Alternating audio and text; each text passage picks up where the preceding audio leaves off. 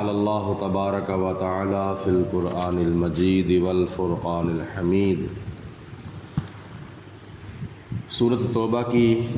آیت نمبر 90 ہے، اور اس کے بعد چند آیات بینات جو ہیں وہ 10ویں سپارے کی آخری چند آیات بینات ہیں۔ اللہ پاک کی ذات بابرکات نے غزوہ تبوک کا بیان فرماتے ہوئے مزید ارشاد فرمایا، وجاء المعذرون من الاعراب، بہانہ بناتے ہوئے آئے بدو لوگ، یعنی جو مدینہ شریف کے آس پاس دیہاتوں میں رہنے والے لوگ تھے، وہ دیہاتی بدو حضور علیہ السلام کے پاس آئے بہانہ بناتے ہوئے، اور ان کا شمار منافقین کے اندر تھا، اس لیے آئے تھے کہ لیؤذن لہم، تاکہ ان کو بھی جہاد میں نہ جانے کی اجازت دی جائے۔ اور کچھ وہ تھے وقعد الذین کذبوا اللہ ورسولہ، کچھ وہ لوگ تھے جو اپنے گھروں کے اندر بیٹھے رہے تھے، جنہوں نے اللہ کے ساتھ بھی جھوٹ بولا تھا اور اللہ کے پیارے رسول علیہ السلام کے ساتھ بھی جھوٹ بولا تھا۔ یہاں پہ دو قسم کے لوگوں کا ذکر ہوا، کچھ وہ منافقین جنہوں نے ویسے ہی عذر بنایا، بہانہ بنایا کہ ہمیں جہاد پر نہ جانا پڑے، اور کچھ وہ بھی تھے کہ جو اپنے گھروں میں اکڑ کے بیٹھے رہے، نبی پاک علیہ الصلوۃ والسلام کا پیغام پہنچنے کے باوجود بظاہر کلمہ پڑھتے تھے، نمازیں پڑھتے تھے، سب کچھ کرتے تھے، لیکن اکڑ کے بیٹھے رہے اپنے گھروں کے اندر۔ سَيَصِيبُ الَّذِينَ كَفَرُوا مِنْهُمْ عَذَابٌ أَلِيمٌ، ان قریب ان میں سے جو کافر تھے، جو کفر پر قائم رہے، ان قریب ان کو اللہ کا عذاب پہنچے گا، اور عذاب وہ جو دردناک عذاب ہے۔ اس سے مراد دنیا کا عذاب بھی ہو سکتا ہے، اور اس سے مراد آخرت کا عذاب بھی ہے۔ آگے اللہ پاک نے ارشاد فرمایا، لیس علی الضعفاء ولا علی المرضى ولا علی الذین لا یجدون ما ينفقون حرج، یہ کچھ لوگ وہ ہیں جن کو جہاد سے استثناء دیا گیا ہے، یعنی جن کے پاس عذر ہے جہاد پر نہ جانے کا۔ وہ کون لوگ ہیں؟ کمزور۔ لیس علی الضعفاء، جو لوگ کمزور ہیں، ولا علی المرضى، اور جو لوگ مریض ہیں، ولا علی الذین لا یجدون ما ينفقون حرج، اور تیسرے نمبر پر وہ لوگ جن کے پاس کوئی پیسہ نہیں، جس کے پاس کوئی مال نہیں کہ وہ جہاد پر جانے کے لیے خرچ کریں، ایسے لوگوں پر کوئی گناہ نہیں ہے، کوئی حرج نہیں ہے کہ وہ جہاد پر نہ جائیں، یعنی جہاد پر نہ جانے سے ان کو کوئی گناہ نہیں ہوگا۔ کمزور تو آگے ہی کمزور ہے، دوسرے نمبر پر جو مریض ہے وہ بھی جہاد کے میدان میں جا کر جہاد نہیں کر سکتا، اور تیسرے نمبر پر اس کے پاس کوئی سواری نہیں ہے، اس کے پاس کوئی اسلحہ نہیں ہے، جنگی ساز و سامان نہیں ہے، تو ایسے لوگ جہاد پر نہ جائیں تو ان پر کوئی حرج نہیں ہے۔ لیکن دل کی کیفیت کیا ہونی چاہیے؟ ان کے دلوں کی کیفیت یہ ہونی چاہیے کہ اذا ناصحوا للہ ورسولہ، جب کہ وہ اللہ کے بھی خیر خواہ ہوں اور اللہ کے پیارے رسول علیہ الصلوۃ والسلام کے بھی خیر خواہ ہوں، تو ان کے دلوں کے اندر اللہ رسول کی خیر خواہی ہو، یعنی دین کی خیر خواہی ہو، جس دین کی ترویج و اشاعت کے لیے یا جس دین کو پھیلانے کے لیے یہ مجاہدین جہاد پر جا رہے ہیں، اگر کمزور لوگ، اگر بیمار لوگ، اگر غریب لوگ جن کے پاس سواری نہیں، سامان نہیں، ان کے دلوں کے اندر اگر دین کی خیر خواہی ہے تو پھر وہ ان عذروں کی بنا پر وہ جہاد پر نہ جا سکیں تو ان پر کوئی حرج، کوئی گناہ نہیں ہے۔ ما علی المحسنین من سبیل، جو نیکوکار ہیں ان پر اس طرح کا کوئی حرج نہیں ہے، ان کے اوپر الزام کی کوئی راہ نہیں ہے۔ واللہ غفور الرحیم، اور اللہ تعالیٰ بخشنے والا بھی ہے اور بڑا مہربان بھی ہے۔ حدیث پاک میں آتا ہے نبی پاک علیہ الصلوۃ والسلام نے جہاد کے موقع پر ارشاد فرمایا کہ اے میرے مجاہدین، اے میرے غلاموں، ہم جہاد پر آئے ہیں، ہم اللہ کی راہ میں جہاد کر رہے ہیں، ہم سواریوں پر بھی سوار ہیں، ہم بھوک بھی کاٹ رہے ہیں، پیاس بھی برداشت کر رہے ہیں، اور بھی سفر کی تکلیفیں برداشت کر رہے ہیں، لیکن کچھ لوگ وہ ہیں مدینہ شریف کے اندر جو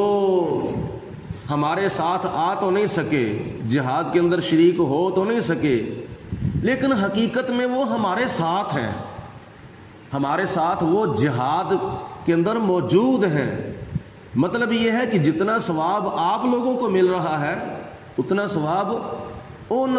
مدینہ شریف کے اندر رہنے والوں کو بھی مل رہا ہے۔ یا رسول اللہ وہ کیسے؟ وہ تو مدینہ شریف کے اندر ہے، ہم تو جہاد پر آئے ہوئے ہیں۔ تو نبی پاک علیہ السلام نے فرمایا کہ وہ لوگ مجبور ہیں، جن لوگوں کو مجبوری نے روکا ہے، جو مجبوری کی وجہ سے نہیں آ سکے، بیماری کی وجہ سے نہیں آ سکے، سواری نہ ہونے کی وجہ سے نہیں آ سکے، کمزوری کی وجہ سے نہیں آ سکے، لیکن ان کا دل بڑا کرتا ہے کہ ہم بھی کاش نبی پاک علیہ السلام کے ساتھ جہاد پر جاتے، لیکن ان کی نیتیں اور ان کے دل کے ارادے اور ان کے ارمان جو ہیں وہ اس قدر کیا نام ہے مچل رہے ہیں کہ کاش ان کو بھی اس طرح کے اسباب مل جائیں تو وہ بھی ہمارے ساتھ جہاد کے اندر آ کے شریک ہوں۔ مگر ان کے لیے خوشخبری یہ ہے، جتنا اللہ تعالیٰ تمہیں ثواب عطا فرما رہا ہے اتنا اللہ تعالیٰ ان کو بھی ثواب عطا فرمائے گا۔ تو رب العالمین کی ذات بابرکات نے آگے مزید ارشاد فرمایا، ولا علی الذین اذا ما اتوک، اور ان لوگوں پر بھی کوئی گناہ نہیں ہے جو اس حال میں اے میرے حبیب علیہ السلام آپ کے پاس آئیں کہ ان کے پاس سواری نہ ہو، لتحملہم، وہ آ کے عرض کرتے ہیں یا رسول اللہ ہمیں بھی سواری دیں، ہمیں بھی کسی سواری پر سوار کریں تاکہ ہم بھی ان مجاہدین کے ساتھ جا کر اللہ کی راہ میں جہاد کریں۔ قلتا، تو آپ نے ان کو یہ فرمایا تھا، لا اجدو ما احملکم علیہ، میرے پاس مزید سواریاں نہیں ہیں جن کے اوپر میں تمہیں سوار کر سکوں، تو تم بھی جہاد پر جاؤ۔ اس کی وجہ یہ ہے کہ جب نبی پاک علیہ السلام نے غزوہ تبوک پر جانے کے لیے مدینہ شریف کے اندر اعلان کروایا تھا، فرمایا کہ سارے جتنے بھی لوگ ہیں جن کے پاس شرعی عذر نہیں تو ان کے سوا سارے جہاد کے لیے تیار ہو جاؤ، حتیٰ کہ جن کو نبی پاک علیہ الصلوۃ والسلام کا پیغام پہنچا ڈائریکٹ یا انڈائریکٹ، وہ جتنے مجاہدین تیار ہوئے تھے ان کی تعداد 30,000 تھی۔ 30,000 مجاہدین مدینے والے نبی پاک علیہ السلام کے غلام تیار ہوئے، تو سواریاں کتنی تھیں، اونٹ کتنے تھے؟ حضرت عثمان غنی رضی اللہ تعالیٰ عنہ کے بارے میں جیسا کہ آپ نے پہلے درسوں کے اندر سنا کہ جناب عثمان غنی نے تقریباً 900 اونٹ حضور علیہ السلام کی بارگاہ میں پیش کیے، بما کجاوے، بما جنگی ساز و سامان، اور تقریباً 200 گھوڑے حضور کی بارگاہ میں پیش کیے جناب عثمان غنی نے، اور اس کے علاوہ کافی جنگی ساز و سامان، درہم و دینار اور رقم کی شکل میں حضور علیہ السلام کی بارگاہ میں تعاون پیش کیا۔ تو سواریاں اگر گھوڑوں اور اونٹوں کی لگائی جائیں جو کہ حضرت عثمان غنی نے حضور کی بارگاہ میں پیش کی تھیں، وہ تو سواریاں 10-1100 تقریباً بنتی ہیں، لیکن غلام کتنے تھے؟ 30,000 کے لگ بھگ۔ تو نبی پاک علیہ السلام کی بارگاہ میں بڑے ایسے غلام حاضر ہوئے، حضور ہمیں بھی سواری دیجئے، ہم بھی جہاد پر جانا چاہتے ہیں، ہم بھی کیا نام ہے آپ کے ساتھ کافروں کے آگے سینہ تان کے جہاد کرنا چاہتے ہیں۔ تو نبی پاک علیہ السلام آگے سے ارشاد فرماتے ہیں، قلت لا آجدو ما احملکم علیہ، میں مزید تمہارے لیے سواریاں نہیں پاتا جن کے اوپر میں تمہیں سوار کروں۔ تولوا وآیونہم تفیض من الدمع حزنا، ہائے جب وہ واپس لوٹے تھے نا، جب ان کو سواریاں نہیں ملی تھیں، جب نبی پاک علیہ الصلوۃ والسلام ان کو جہاد پر نہیں لے کے گئے تھے، سواریاں نہ ہونے کی وجہ سے، اس طرح کے اسباب نہ ہونے کی وجہ سے، تو جب وہ حضور کے غلام واپس لوٹے تھے تو اس حال میں لوٹے تھے، اس کیفیت سے لوٹے تھے کہ اعینہم تفیض من الدمع حزنا، غم اور پریشانی کی وجہ سے ان کی آنکھیں جو تھیں وہ آنسوؤں سے ابل رہی تھیں، ان کی آنکھوں سے اتنے آنسو بہہ رہے تھے کہ جیسے کیا نام ہے ہنڈیا کے اندر پانی ڈال کر چولہے کے اوپر رکھا جاتا ہے تو پانی ابلتا ہے نا، اس طرح ان کی آنکھیں جو تھیں وہ آنسوؤں سے ابل رہی تھیں، یعنی زار و قطار وہ رو رہے تھے کہ کاش ہمیں بھی حضور علیہ السلام کے ساتھ جہاد کے لیے جانے کی اجازت مل جاتی، ہمیں بھی سواری مل جاتی تو ہم بھی نبی پاک علیہ السلام کے ساتھ جا کے جہاد کرتے، یا ہم غازی بن کے واپس لوٹتے، یا حضور کے قدموں پر ہم قربان ہو جاتے اور حضور علیہ السلام کے نام پر، اللہ کے نام پر ہم اپنی جان قربان کر دیتے، کاش ہمیں اجازت نہیں ملی ہے۔ تو اتنا غم ان کو ہوا تھا، اتنا ان کو غم ہوا تھا، شاید ان کا کوئی بچہ بچی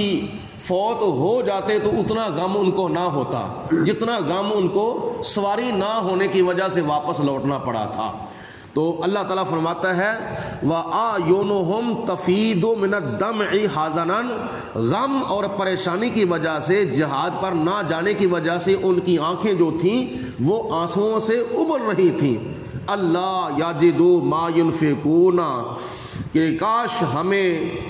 ہمارے پاس بھی مال ہوتا جس کو خرچ کر کے ہم سواریاں خریدتے اور سواریوں پر بیٹھ کر ہم بھی نبی پاک علیہ السلام کے ساتھ جا کے جہاد کرتے۔ انما السبیل علی الذین، ہاں حرج تو ان لوگوں پر ہے، گناہ تو ان لوگوں پر ہے، مواخذہ تو ان لوگوں پر ہے، گرفت تو ان لوگوں کی ہوگی، یستاذنونک، جو